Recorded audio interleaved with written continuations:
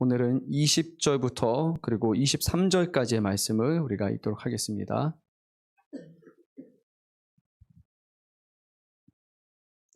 20절부터 23절까지 2장 20절부터 23절까지 말씀입니다. 제가 먼저 읽겠습니다. 한 절씩 교독하시고 23절은 합독하도록 하겠습니다. 그러나 내게 책망할 일이 있노라. 자칭 선지자라 하는 여자 이세벨을 내가 용납하니니 그가 내 종들을 가르쳐 꾀어 행음하게 하고 우상의 제물을 먹게 하는도다.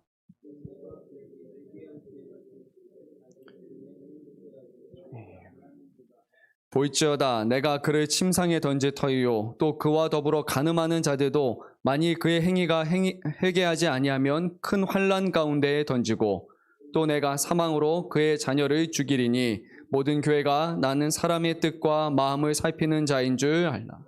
내가 너희 각 사람의 행위대로 갚아주리라. 아멘. 오늘 우리에게 주시는 하나님의 말씀입니다.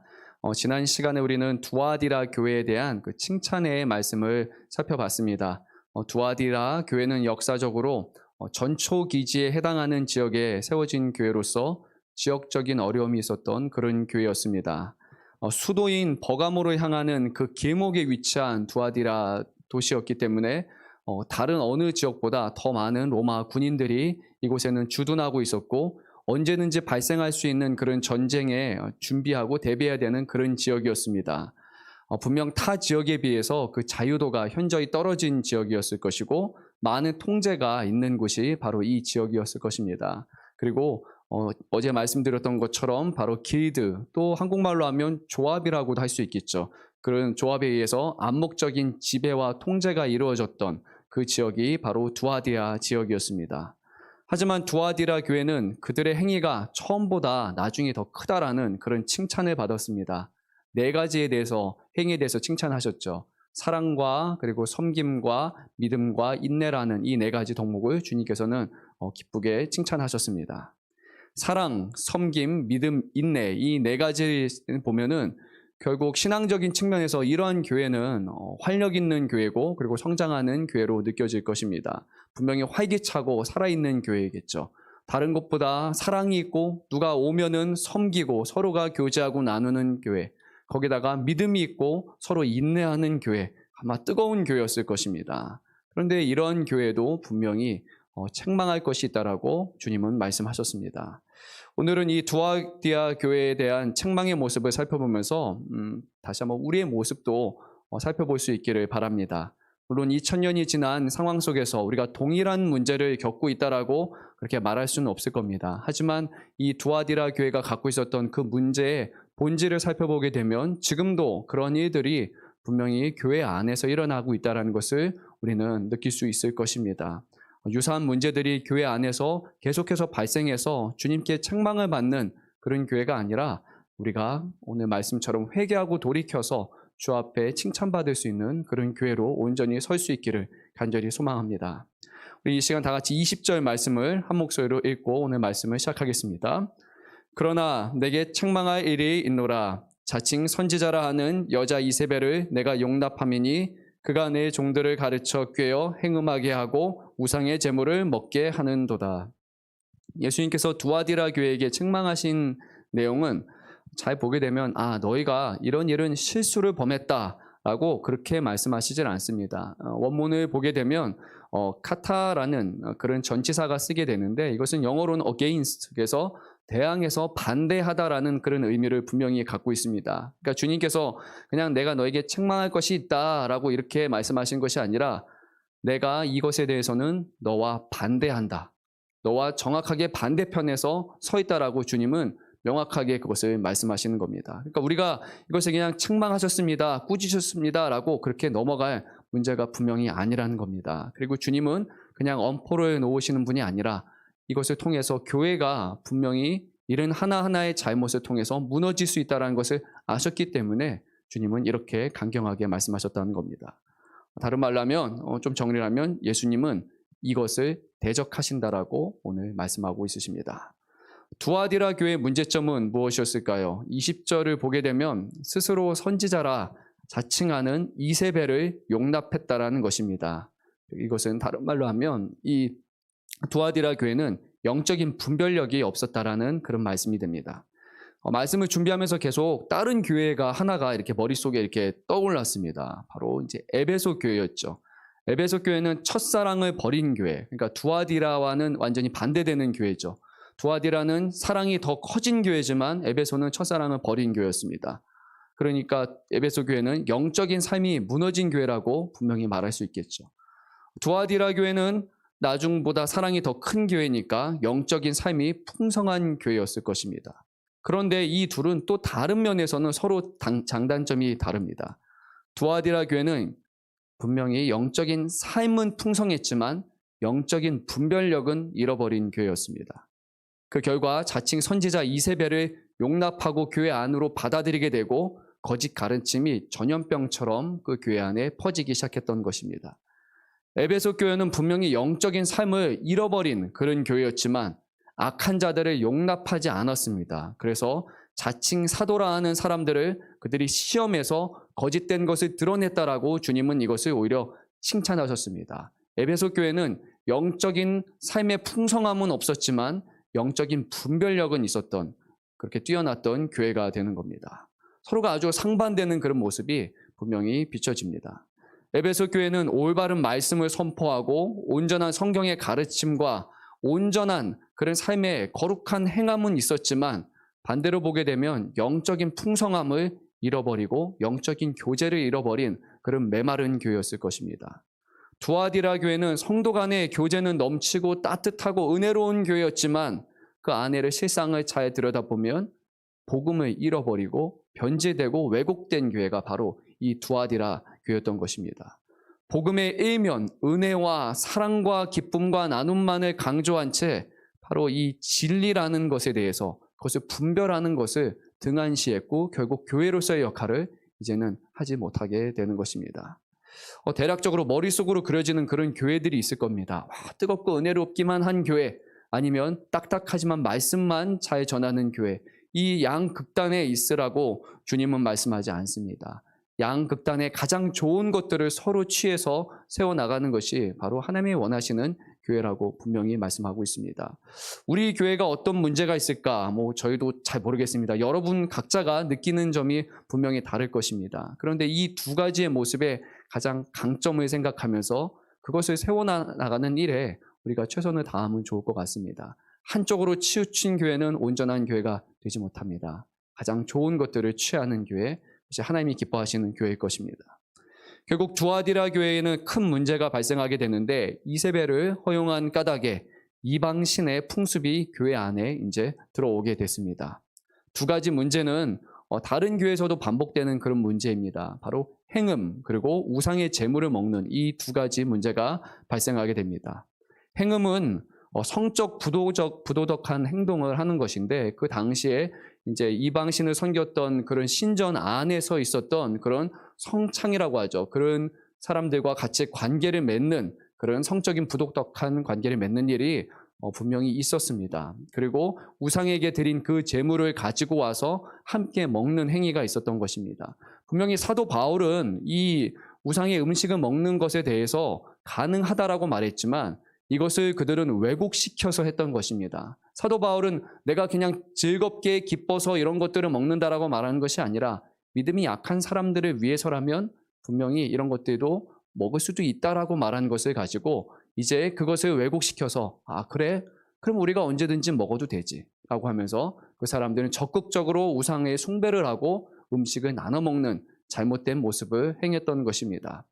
사도 바울에 대한 그 가르침이 왜곡된 것이 또 다른 경우가 있죠. 바로 많은 죄를 범한 사람들에게는 그 은혜도 더 크다라는 그런 교리가 있습니다. 우리가 죄를 많이 지었으면 죄를 더 많이 탕감받았으니까 더 큰 은혜가 있다라고 말했는데 사람들은 또 이것을 왜곡시켜서 그러면 우리가 더 큰 죄를 저질러야겠네요. 은혜가 더 많을 테니까요. 라고 사람들이 또 이 말씀을 교묘하게 뒤틀어서 잘못된 신앙을 쫓아갔던 것입니다. 신앙생활을 할 때 하나님의 말씀을 들어서 여기 안에 담겨있는 그 본질을 바라보지 않고 문자적으로나 아니면 우리가 느끼는 거나 그것을 붙잡은 채 그러면 이렇게 해도 되겠네요. 이렇게 해도 되겠네요. 라고 말하면서 하나님의 말씀을 왜곡하고 있다면 그것은 분명히 하나님 앞에 책망받을 일이 되는 겁니다. 그리고 주님은 실제로 책망을 하십니다. 이세벨 함은 바로 구약에 떠오르는 실제적인 인물이 있습니다. 그리고 그 바로 실제적인 인물의 비유를 들어서 오늘 이 신약에 있는 이 문제점을 드러내는 것입니다. 이세벨은 바로 구약에 있었던 악한 왕이죠. 아합 왕의 아내였습니다. 열왕기상 16장 31절을 보게 되면 시돈 사람의 왕, 옛 바알의 딸 이세벨이라고 그렇게 성경은 기록하고 있습니다. 바알을 섬기는 그런 여인이었던 것입니다. 이방신을 섬기는 여인 하나가 뭐가 그렇게 무섭겠습니까? 교회 안에 믿음 있는 사람들이 많은데 그런 한 명이 온다고 해서 얼마나 큰 문제가 생기겠습니까? 이렇게 우리는 생각할 수 있죠. 하지만 역사적인 배경으로 볼 때 바로 이세벨 한 명이 이스라엘의 가문에 들어옴으로 말미암아 여호와의 선지자들을 다 멸절하는 그런 결과를 초래하게 됩니다. 정말 다 죽이다 보니까 그 중에서 바로 오바댜 선지자가 선지자 100명을 걷어가지고 숨기는 모습이 이루어지게 됩니다. 왕상 18장 4절에 이렇게 성경은 말씀하고 있습니다. 이세벨이 여호와의 선지자들을 멸할 때에 오바댜가 선지자 100명을 가지고 50명씩 굴에 숨기고 떡과 물을 먹였더라. 밖에 있으면 다 죽을 수밖에 없는 상황이었기 때문에 결국에 숨겼던 것입니다. 두아디라 교회 이세벨은 바로 자기 자신이 자칭 선지자다. 하나님이 주신 새로운 말씀이다라고 말하면서 말을라고 하면서 그는 전했습니다. 그리고 그가 허용한 것은 그가 전했던 말씀은 바로 우상 숭배가 괜찮다라는 것입니다. 그러니까 사회적인 것과 연결되어 있는 상황에서는 우리가 이런 일들을 해도 괜찮습니다라고 말하는 겁니다.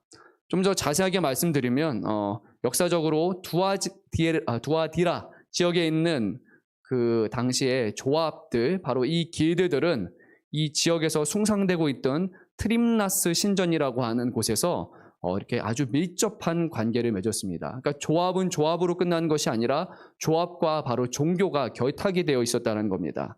각종 조합들은 이 트림나스 신전의 후원 조직이 되어서 자신이 이제 때가 되면 일부의 갯돈을 이제 신전에게 바치게 되고, 그리고 갯날이 되게 되면 바로 트림나스 신전에 모여서 함께 제사를 드렸다고 합니다. 많은 사람들이, 조합원들이 다 모여서 술을 마시고, 그리고 우상에게 바친 고기를 먹고 나서, 그리고 나서 친목을 도모하기 위해서, 단결을 도모하기 위해서 바로 신전에서 일하는 성창들과 음행을 저지르는 것이 이 당시의 문화적인 관습이었던 것입니다. 친목을 도모하기 위한 수단으로서 이런 의식들을 공유했던 것이 바로 이 당시의 문화였습니다. 그리고 이것이 바로 이 두아디라 교회의 현실이었죠. 오늘날도 많은 그리스도인들, 직장인들도 이런 어려움에 봉착하게 됩니다. 밖에 나가게 되면 예전보다 줄어들긴 했지만 회식 자리가 있게 되고, 그리고 회식의 1차, 2차, 그리고 거기 이어지는 어떤 친목을 도모하기 위한 그런 성적인 음행들이 지금도 분명히 많이 발생하고 있는 것을 보게 됩니다. 그리고 그 외에도 여러 가지 문제점, 문화적인 것, 그리고 우리가 사회 구성원으로서 어쩔 수 없이 이런 일들을 행할 수밖에 없습니다라고 그렇게 핑계를 대고 변명을 한 채 우리는 이방 세습과 하나님이 기뻐하지 않는 그런 모습을 따라가고 있는 그런 그리스도인들이 안타깝게도 이 땅에 많이 있음을 우리는 보게 됩니다. 마음이 불편했을 것입니다. 두아디라 교회에 나는 성도들은, 그러면 우리가 이 모든 것에 다 조합해서 나와서 포기해야 됩니까? 그럼 우리는 직업도 가질 수 없는데 어떻게 해야 됩니까? 그때 이세벨이 등장하게 된 것입니다. 괜찮습니다. 걱정할 것 없습니다. 이거는 먹고 살려고 하는 것이기 때문에 문화적인 상황이고, 그리고 그것을 넘어 사회적으로 우리가 이것을 하지 않으면 매장을 당할 수밖에 없기 때문에 당신이 사는 것이 더 중요합니다. 그러니까 세상에서는 세상 일이라고 생각하시고 함께 어울리십시오. 그리고 주일에는 온전히 예배를 드리십시오. 라고 세상과 교회를 이분법적으로 나눠버린 채 세상에서도 좋은 사람으로 살아가고 교회 안에서도 좋은 그리스도인으로 그렇게 살아가라고 거짓 가르침을 전했던 것입니다. 사람들은 아주 좋아하고 환호했을 것입니다. 이제 좀 신앙생활 할 수 있을 것 같다. 갑자기 없었던 자유가 물밀듯이 들어오기 시작하고, 그래, 이것은 더 좋은 가르침이고 이렇게 하면 전혀 신앙생활과 삶의 문제가 없겠다라고 그렇게 생각하고 따랐던 것입니다. 그런데 예수님은 이것을 책망하셨습니다. 예수님은 내가 이것을 반대하고 대적한다라고 말씀하셨습니다. 그 이유는 바로 그 가르침으로 인해서 교회가 하나님의 말씀에서 벗어나게 되고 그리고 교회가 교회의 역할을 감당하지 못하게 되었기 때문입니다. 하나님의 교회가 악을 제거해야 되는 교회가 거룩한 교회가 오히려 세상의 악을 품고 함께 자라나는 악을 전하는 곳이 되었기 때문입니다. 왕상 20장 25절을 보게 되면 이 이세벨을 받아들인 그 결과를 이렇게 표현하고 있습니다. 예로부터 아합과 같이 그 자신을 팔아 여호와 앞에 악을 행한 자가 없음은 그를 그의 아내 이세벨이 충동하였음이라. 이세벨 한 명으로 인해서 하나님 앞에서 아합보다 악한 사람은 없었다라고 주님은 그렇게 평가를 하셨습니다. 그러니까 하나님의 교회가 그런 잘못된 가르침과 세상의 타협을 가지고 들고 온다면 하나님은 말하실 것입니다.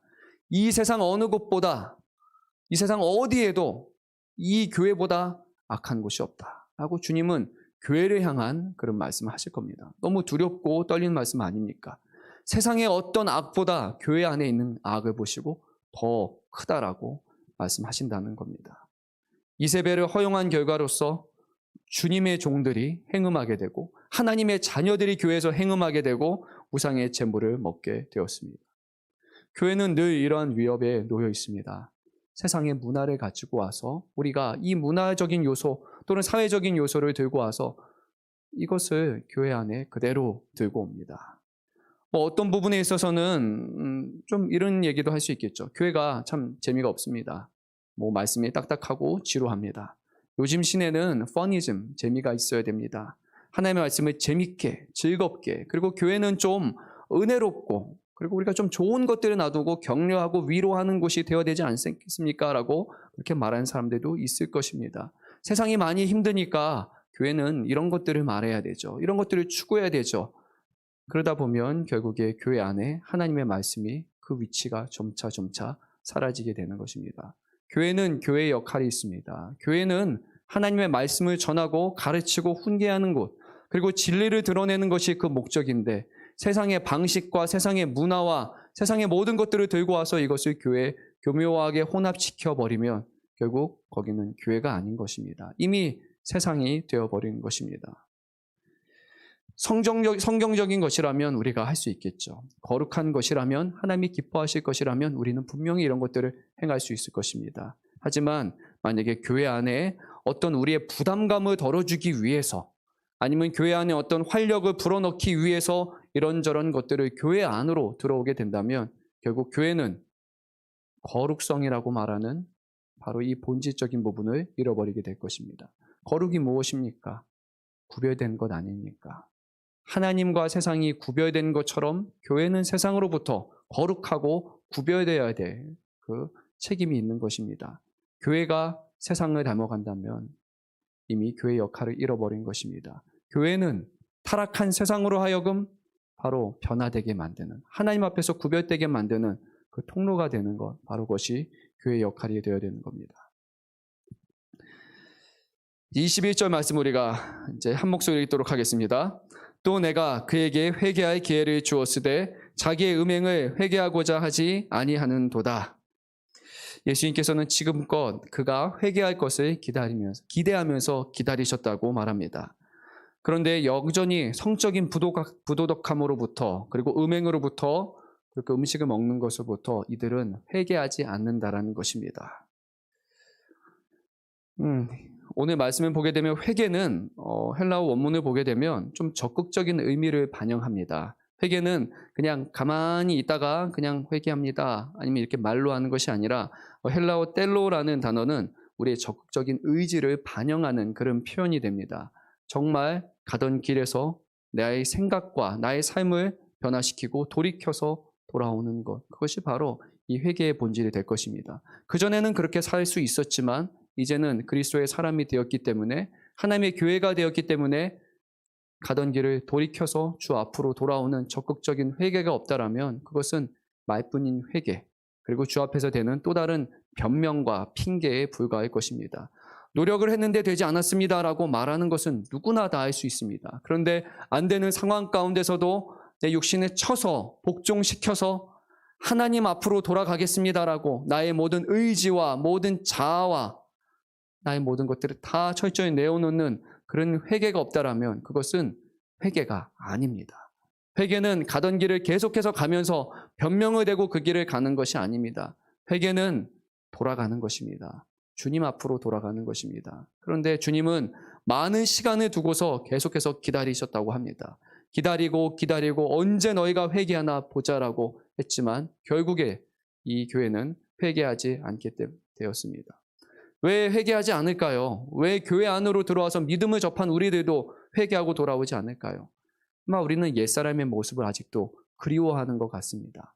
그래도 그때 즐거웠는데, 그때가 좋은 시절이 있었는데, 그때를 아직도 버리지 못한 채 옛사람의 모습을 완전히 버려야 되는데 끝에를 살짝 잡은 채 다시 여기로 한 번씩 보면서 과거를 회상하고 즐거워하는 그런 것들을 행하다 보니까 우리가 철저히 회개하지 못하는 겁니다. 주님을 알기 전에 살았던 그 삶을 그리워하고 그리고 그 안에서 누렸던 육신의 기쁨과 정욕을 다시 우리가 기뻐하고 있다면 우리는 아직 회개하지 않은 것입니다. 회개는 그 모든 것을 떨쳐버리고 주님 앞으로 돌아가는 것입니다. 방향을 바뀌는 것입니다. 주님은 말씀하셨습니다. 그것보다 더 좋은 것을 주시겠다고요. 더 새로운 것, 더 온전하고 풍성한 것을 우리에게 주시겠다고 말씀하는데 우리는 새로운 것을 쫓으려는 노력을 하지 않은 채 여전히 옛것의 모습에 아쉬워하고 내가 어쩔 수 없어서 이것을 놓게 되었지라는 그런 미련을 가진 채 새로운 것을 추구하고 있지 않은 것 같습니다. 주 안에서 새로운 것, 더 풍성한 것을 발견하기 위해서 우리는 얼마나 부단히 열심히 노력하고 살아가고 있습니까? 세상에서는 그렇게 열심히 살아가는데 교회 안에서 신앙적인 면에서는 그렇게 살아가지 않습니다. 학생들 그렇지 않습니까? 시험을 앞두면 책을 봐야 되고 열심히 공부를 해야 됩니다. 누구나 해야 되는 부분이겠죠. 직장 사람들도 어떤 자격증 시험에 대해서는 정말 하나하나 줄을 쳐가면서 암기를 하면서 요점 정리를 하면서 그렇게 열심히 우리는 책을 봅니다. 그런데 신앙생활 30년 하면서 성경책에 줄 그어가면서 요점 정리하면서 한번 일독하신 분 있습니까? 우리는 세상에 대해서는 너무나 열심히 행하지만 하나님을 아는 것에 대해서는 여전히 그냥 자동적으로 되는 것처럼 여기면서 그렇게 우리는 신앙생활을 하고 있지는 않습니까? 그러면서 어찌 우리가 영적인 것, 새로운 것들, 더 온전하고 풍성한 것을 경험할 수 있을 것이라고 생각하고 있습니까? 그것은 헛된 기대입니다. 하나님의 말씀에 대한 온전한 사모함과 그런 열심과 노력 없이 그냥 다 잘 되고 그냥 은혜로울 거야 라고 생각하면 우리 스스로를 속이고 있는 것입니다. 하나님의 말씀에 대해서 하나님의 드리는 예배에 대해서도 사모함과 기대함과 그런 열정을 가지고 한번 임해 보십시오. 그러면 분명히 우리의 삶이 변하는 것을 우리가 경험하게 될 것입니다. 세상에 대해서 하는 열심의 반만이라도 한다면 저는 분명히 교회가 많이 변할 것이라고 생각됩니다. 22절 말씀 우리가 읽도록 하겠습니다. 볼지어다 내가 그를 침상에 던질 터이요 또 그와 더불어 간음하는 자들도 만일 그의 행위를 회개하지 아니하면 큰 환난 가운데 던지고. 오늘 말씀을 보게 되면요 22절 말씀의 앞부분은 좀 특별합니다. 내가 그를 침상에 던질 터이요 라는 표현이 현재형으로 사용됩니다. 보통은 너희가 회개하지 않으면 내가 미래 앞으로 너희에게 이런 심판을 할 것이다 라는 미래형으로 말씀하시는데 오늘 본문에서는 지금 일어나고 있다라는 표현으로 말씀하고 있습니다. 그러니까 그만큼 임박했다라는 겁니다. 하나님의 심판은 지금 교회를 바로 잘못한 사람들을 침상에 병상에 던지고 그리고 간음하는 사람들도 지금 바로 불 가운데 던지고 있다라고 주님은 그렇게 임박한 심판을 말씀하고 있는 것입니다. 우리는 하나님이 언제든지 기다리시고 우리가 마음을 돌이켜서 회개하기만 하면 하나님은 기다렸다는 듯이 우리를 받아주시고 하나님의 역할은 언제든지 수용하는 것이라고 너무 쉽게 생각하고 있지는 않습니까? 하나님의 심판이 우리가 언제든지 돌이키는 순간이 아니라 지금 바로 우리에게 임박했다라는 것을 생각하지 않은 채 우리만 하면 돼라고 여긴다면 우리는 과오를 범하는 것입니다. 하나님의 심판이 언제 임할지 누가 어떻게 합니까? 우리가 오늘을 살다 내일 어떤 일이 발생할지 누가 어떻게 합니까? 우리는 하루 한 시간도 예측할 수 없는 사람인데도 불구하고 돌이키는 회개 문제에 있어서는 아직 30년, 40년, 오랜 시간이 남은 것처럼 여기며 살아가고 있지는 않습니까? 주님은 미래가 아니라 지금 내가 너희를 심판하겠다라고 분명히 말씀하셨습니다. 하나님의 심판에 대한 분명한 인식의 변화가 있어야 됩니다. 세례 요한 또한 이런 심판을 외쳤습니다. 도끼가 나무에 이미 놓여 있다라고 그렇게 외쳤습니다. 심판은 미래의 일이 아닙니다. 지금도 일어나는 일입니다. 심판은 지금도 진행 중이고 늘 진행 중입니다. 우리가 죽어서만 심판대에 서는 것이 아니라 우리는 주님에게서 멀어진 만큼 이미 우리의 영혼은 주 앞에서 심판을 당하고 있고 형벌을 당하고 있는 것입니다. 주님은 먼저 이세벨을 침상에 던지고, 근데 침상은 정확한 표현은 병상입니다. 그래서 전염병과 같은 그런 병이 일어날 것이라고 말씀하십니다. 그리고 그와 함께 간음하는 자들도 함께 던질 것이라고 말씀하셨는데 큰 환란이 있다라고 말씀하셨습니다. 그러니까 잘못된 가르침을 전하는 사람에 꿰어서 나는 어쩔 수 없어서 그렇게 따라갔습니다라고 말한다면 주님은 아니, 나는 그와 너를 다 침상에 던져버리고 다 심판할 것이다 라고 말씀하실 겁니다. 변명이 통하지 않습니다. 나는 그냥 따라갔을 뿐입니다 라는 변명 통하지 않습니다. 이단의 가르침에 그냥 나는 속아 넘어갔을 뿐입니다. 잘못된 지도자를 만나서 잘못된 것을 배웠을 뿐입니다 라고 변명한다면 주님은 그 변명은 핑계다. 너도 함께 심판을 받을 것이다 라고 주님은 명확하게 말씀하셨습니다. 큰 환난, 바로 회개하지 않은 사람들에게 남겨진 것은 큰 환난이라고 말씀하셨습니다. 신약성경에서 환난은 보통 여자가 해산하여 낳는 그런 아기 낳는 고통, 남자는 모르겠죠. 하지만 여성분들의 그 출산의 고통은 그냥 환난입니다. 그리고 고아와 과부들이 그 당시에 겪었던 그런 어려움들, 날마다 굶고 살아가는 지금과는 너무 다른 삶입니다. 복지제도 자체가 아예 없었으니까요. 그런 날마다 죽을 것 같은 그런 고통 정도는 그냥 환난이라고 표현을 하시는데 바로 오늘 이들에게 임한 환난은 그 환난이 아니라 큰 환난이다라고 말씀하셨습니다. 마태복음 24장 21절에서 큰 환난에 대해서 어느 정도 우리가 예상할 수 있는 말씀을 주셨습니다. 제가 한번 읽어보도록 하겠습니다.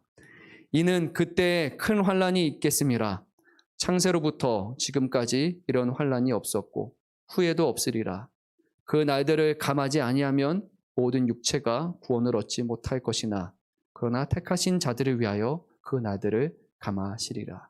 큰 환난은 종말론적으로 볼 때 하나님께서 택하신 자들을 위해서 그 날을 줄여주시지 않는다면 사람의 의지로서 이 환난을 이겨낼 사람이 그리고 구원에 이를 사람이 단 한 명도 없는 그 심판을 말씀하는 겁니다. 우리의 힘으로는 결코 이 환난이라는 것을 감당할 수 없는 그 환난을 주님께서는 심판으로 주시겠다는 겁니다. 단 회개하는 사람에게는 구원을 약속하시지만 끝까지 회개하지 않는 사람에게는 영원한 심판, 아무도 도와줄 수 없는, 스스로 헤어나올 수 없는 그 심판을 약속하셨습니다. 거짓 가르침을 전해 교회를 오도하는 자들, 그런 거짓 선지자나 그 가르침을 배우고 따르는 자, 결국 회개하지 않으면 영원한 심판이 있습니다. 그리고 23절에서 주님은 이어서 말씀하셨습니다. 또 내가 사망으로 그의 자녀를 죽이리니, 여기서 주님께서는 죽이다라는 단어를 원문에 보게 되면 2번을 사용하십니다. 반드시 죽이겠다라는 그런 심판을 말씀하셨습니다. 죽일까 하노라가 아닙니다. 주님은 반드시 그들을 죽이고 영혼을 심판하시겠다고 그렇게 말씀하셨습니다. 모든 교회가 나는 하나님의 사람의 뜻과 마음을 살피는 자일 줄 알리라. 그것을 통해 하나님의 심판이 있다는 것을 통해서 하나님은 멀리만 계시는 분이 아니라 앞에서 보여주셨던 불꽃 같은 눈으로 세상을 통찰하시는 그 하나님이시라는 것을, 그 예수님이라는 것을 보이시겠다라는 겁니다. 사람의 뜻과 마음, 우리의 감정과 우리의 지적인 생각, 이 모든 영역에 있어서 하나님은 모르시는 게 없다라는 겁니다. 말로만, 머릿속만 생각하는 것이 아니라 그것을 생각함으로 인해서 우리에게 나타나는 감정을 통해서도 진실된지 거짓된지를 주님은 다 통찰하고 계신다라고 분명히 말씀하십니다. 그리고 끝으로 이렇게 말씀하셨습니다. 내가 너희 각 사람의 행위대로 갚아주리라 라고 말씀하셨습니다. 하나님은 하나하나 그 모든 것을 갚아주시겠다고 하셨습니다. 혹여라도 우리가 아직도 여전히 회개하지 않은 채 세상과 벗삼아서 교묘한 줄다리기를 하면서 균형을 맞춰가면서 살려고 하고 있습니까? 여러분 앞에는 지금 심판이 놓여 있는 것입니다. 핑계는 허락되지 않습니다. 주님은 마음의 중심을 아시고 어떠한 생각을 갖고 있는지 다 아십니다. 그 길을 지금 가고 있다면 내일이 아니라 나중이 아니라 오늘 돌이키십시오. 그래서 오늘 구원함을 얻으시기를 바랍니다. 그리고 그 구원함을 받은 우리도 우리의 자녀들과 우리의 이웃들과 우리의 가까운 사람들에게도 그 심판이 이미 우리에게 진행되고 있다는 것을 두려운 마음으로 여기고 복음을 전하고 구원을 전할 수 있는 그런 사람 될 수 있기를 간절히 소망합니다. 주님께서 사랑하는 우리 성도님들께 담대함을 주시고 그것을 감당할 수 있는 그런 믿음과 능력을 주시기를 또 간절히 소망합니다. 오늘 주시는 이 말씀을 단순히 두렵고 그리고 우리를 무섭게 하는 말씀으로만 끝나는 것이 아니라 그 안에 분명히 구원의 메시지가 담겨 있다는 것을 생각하시면서 오늘 말씀을 우리 마음속에 온전히 새기는 그런 하루가 되기를 간절히 소망합니다. 시간 우리가 함께 기도하실 때 오늘 말씀을 놓고 보면서 회개하는 마음을 늘 가질 수 있도록 그리고 세상 가운데 교묘하게 살아가는 사람들이 아니라 하나님의 말씀을 분별하는 사람이 될 수 있도록 그런 교회를 세워나가는 우리 교회가 될 수 있도록 그리고 끝으로 우리가 영적인 통찰력을 가지고 그리고 영적인 풍성한 교제를 가질 수 있는 그런 주님이 칭찬하시는 교회가 될 수 있도록 우리가 교회를 위해서 기도하시겠습니다. 각자의 어려움들을 또 같이 주 앞에 호소하면서 오늘 기도하는 시간 갖도록 하겠습니다. 주님의 이름 한번 부르고 기도하시겠습니다. 주여